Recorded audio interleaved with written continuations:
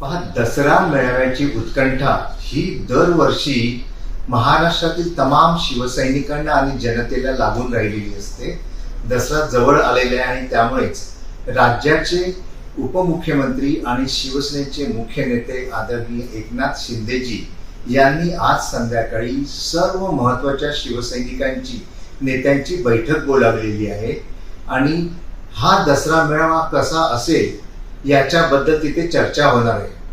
सर्वसाधारणपणे आमचा हा प्रयत्न सुरू आहे की आझाद मैदान किंवा वरळी डोम, कारण पावसाचे दिवस आहेत, या दोघांपैकी एका ठिकाणी हा मेळावा होईल.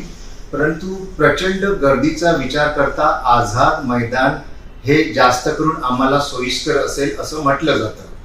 आता या मेळाव्यामध्ये संपूर्ण राज्यातून आणि परराज्यांमधून सुद्धा काही पदाधिकारी आणि कार्यकर्ते इथे येणार आहेत दरवर्षीप्रमाणेच.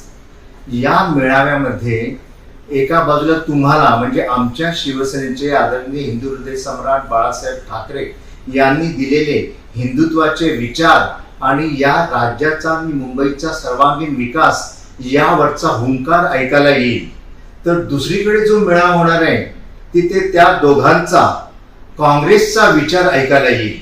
एका ठिकाणी आमच्या इथे आपणास बाळासाहेब ठाकरे आणि छत्रपती शिवाजी महाराजांचे मावळे दिसून येतील, तर दुसरीकडे काँग्रेसच्या उकिरडा फुंकणारे, त्यांच्या उष्टावळ्या उचलणारे कावळे तिथे आपणास दिसून येतील.